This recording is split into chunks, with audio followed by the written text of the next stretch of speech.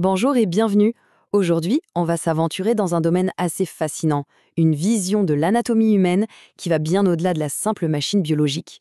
Imaginez notre corps non pas comme un assemblage de chair et d'os, mais comme, une structure énergétique incroyablement complexe, multidimensionnelle. C'est vraiment une exploration qui se situe à la frontière entre la science, la spiritualité, et qui pourrait bien redéfinir ce que ça veut dire être humain. Alors pour commencer, accrochez-vous bien. On démarre avec une question qui est au cœur de tout ce qu'on va voir. Une question assez audacieuse. Et si notre réalité physique, tout ce qu'on peut toucher, voir, notre propre corps finalement, n'était en fait qu'une projection, un hologramme? Oui, un hologramme hyper complexe dont la source, l'origine, serait la conscience elle-même. C'est une idée un peu vertigineuse, mais c'est notre point de départ pour ce voyage. Alors voilà un peu la feuille de route pour notre exploration. On va commencer par le très grand, le plan cosmique. Ensuite, on verra comment ça nous concerne directement avec notre soi multidimensionnel. Puis, on plongera dans le concret, l'anatomie énergétique du corps. On enchaînera sur le chemin de la guérison et on terminera avec du pratique, l'activation du bouclier maharique. On va y aller étape par étape, du général au particulier. Allez, on y va pour notre première partie, le plan cosmique. Parce que oui, pour vraiment comprendre cette vision du corps, on est obligé de faire un petit zoom arrière, de regarder l'image d'ensemble, de comprendre les fondations de la réalité que ce système propose. C'est vraiment là que tout commence. Bon, alors, quelle est la brique élémentaire de cet univers? La plus petite chose qui existe? Eh bien, ce sont les particules. Il faut s'imaginer ça comme les pixels ultimes de notre réalité. Vraiment la plus petite unité possible. Mais attention, ce ne sont pas juste des points d'énergie, ce sont des unités d'énergie conscience. Et ce qui est fou, c'est qu'elles sont dans un cycle perpétuel de fission et de fusion. En gros, elles clignotent, si on veut. Elles apparaissent et disparaissent à une vitesse hallucinante. Et c'est ce clignotement ultra rapide qui crée pour nous l'illusion de la matière solide et même l'impression que le temps passe. C'est le moteur de la réalité, à la base de tout. Ok, donc on a nos pixels, les particules, mais comment est-ce qu'ils s'organisent pour former, je sais pas, une étoile, une planète ou un être humain? Il faut bien une structure, un plan. Et ce plan, c'est la grille de Katara. C'est vraiment le plan directeur au cœur de toute manifestation. Il faut la voir comme l'architecture invisible, la trame de fond qui dit à chaque particule où se placer. C'est la structure géométrique sur laquelle toute la réalité est construite. Alors, cette grille de Katara, elle n'est pas d'un seul bloc. Elle est organisée en 3 niveaux principaux. Le premier niveau, c'est la grille à 12 arbres. Ça, c'est la structure de base, la charpente de tout. Ensuite, au deuxième niveau, on trouve les seaux de cristal. Eux, leur rôle, c'est de réguler le flux d'énergie. Imaginez des sortes de valves ou de portes qui contrôlent comment l'énergie et l'information passent d'un endroit à l'autre. Et enfin, le troisième niveau, ce sont les points diodiques. Et c'est eux qui créent notre expérience 3D, qui donnent cette impression de profondeur et de réalité palpable. Bon, on a posé les bases cosmiques, le très très grand. Maintenant, on va zoomer pour revenir à nous. Deuxième partie.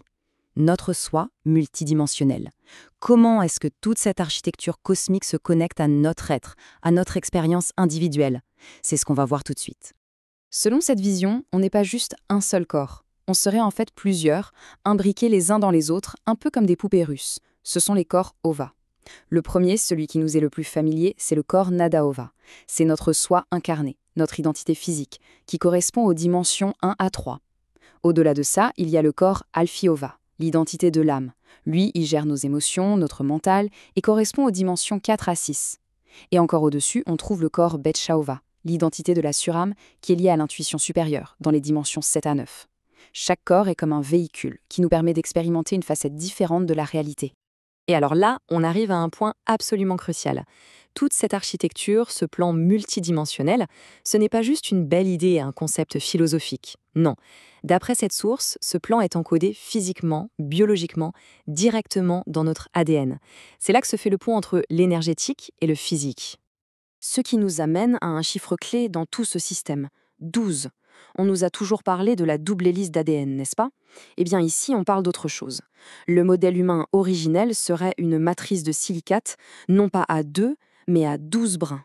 Il faut imaginer chaque brin comme une antenne capable de se brancher sur une fréquence dimensionnelle différente. Ça ouvre des perspectives assez énormes sur notre potentiel, vous imaginez bien? Et c'est là qu'on voit le décalage. Le décalage entre notre état actuel et notre potentiel. Aujourd'hui, on fonctionnerait avec seulement 3 de ces 12 brins actifs. Et les 9 autres, alors, Eh bien, c'est ce que la science a longtemps appelé l'ADN poubelle, parce qu'on ne comprenait pas à quoi il servait. Mais dans cette perspective, ce n'est pas du tout une poubelle. C'est notre potentiel en sommeil. Les brins 4 à 12 contiendraient les clés de nos fonctions multidimensionnelles qui ne demandent qu'à être réactivées. Allez, on continue de zoomer. Troisième partie, l'anatomie énergétique du corps. Maintenant qu'on a vu le plan d'architecte, on va regarder le câblage électrique, si vous voulez. Comment l'énergie, la conscience, circulent concrètement à travers tout notre système. Le réseau principal, ce sont les lignes axonales. Pensez à ça comme à 12 autoroutes énergétiques qui parcourent notre corps de haut en bas. Et ce n'est pas un hasard s'il y en a 12, chacune correspond à l'un des 12 centres de la grille de Katara et à l'un des 12 brins d'ADN. C'est ce qui fait le lien entre tout. C'est par ces lignes que la conscience circule et alimente notre champ morphogénétique, c'est-à-dire le champ d'information qui maintient la forme de notre corps. En plus de ces autoroutes, il y a d'autres éléments importants sur la carte. On a la ligne Hara, c'est l'axe central, la colonne vertébrale de notre énergie. Ensuite, les chakras, ça on connaît souvent un peu mieux, ce sont les grands carrefours, les vortex, là où les lignes axiatonales se croisent. Et enfin, on retrouve nos sauts de cristal, qui agissent ici comme des sauts de fréquence entre les chakras pour réguler le trafic. Tout ce système est incroyablement bien agencé. Bon, on a vu la théorie, l'architecture, le câblage, c'est super intéressant. Mais maintenant, on arrive à la partie pratique. 4e section, le chemin de la guérison. Concrètement, comment cette vision des choses peut nous aider à aller mieux, à être en bonne santé. Et là, la différence d'approche est vraiment fondamentale. L'approche qu'on connaît le mieux se concentre souvent sur les symptômes. On a mal quelque part, on traite la douleur. L'approche Katara, elle, est complètement différente. Elle ne regarde pas le symptôme, elle remonte à la source. L'idée, c'est d'identifier la distorsion dans le plan originel, dans la grille de Katara, et de la corriger. C'est aller réparer le plan de l'architecte plutôt que de juste reboucher la fissure dans le mur. Du coup, l'objectif n'est plus du tout le même. On ne cherche plus à combattre une maladie. On cherche à réactiver ce que la source appelle l'empreinte de santé originelle du corps. L'idée de base, c'est que notre corps possède un plan intégré pour une santé parfaite. La guérison, c'est donc simplement le processus de réveiller ce plan, de rappeler à nos cellules leur état de fonctionnement optimal. On arrive à notre 5e et dernière partie, la plus pratique. Comment on fait pour réactiver cette empreinte de santé? On va se concentrer sur la technique maîtresse qui est proposée, l'activation de ce qu'on appelle le bouclier Maharic. Alors cette technique se déroule en 5 grandes étapes. D'abord, une phase de préparation, de centrage de son énergie. Ensuite, une étape de visualisation. Il s'agit de créer mentalement une étoile Merkaba, une forme géométrique spécifique de couleur argent pâle au centre du cerveau. Troisième étape, l'expansion. On visualise cette Merkaba qui grandit jusqu'à envelopper complètement le corps. Vient ensuite la commande vocale, où l'on énonce clairement son intention d'activer le saut Maharic. Et enfin, la dernière étape, l'ancrage. Il s'agit de ressentir les fréquences de la 12e dimension, celles du plan originel, qui viennent s'ancrer dans le corps. Et cette citation, je trouve, résume parfaitement toute la philosophie de cette approche. Toute guérison est en fin de compte une auto-guérison, le praticien servant de facilitateur à l'activation du plan divin propre au client. Ça veut dire que le pouvoir de guérison est à l'intérieur de chacun.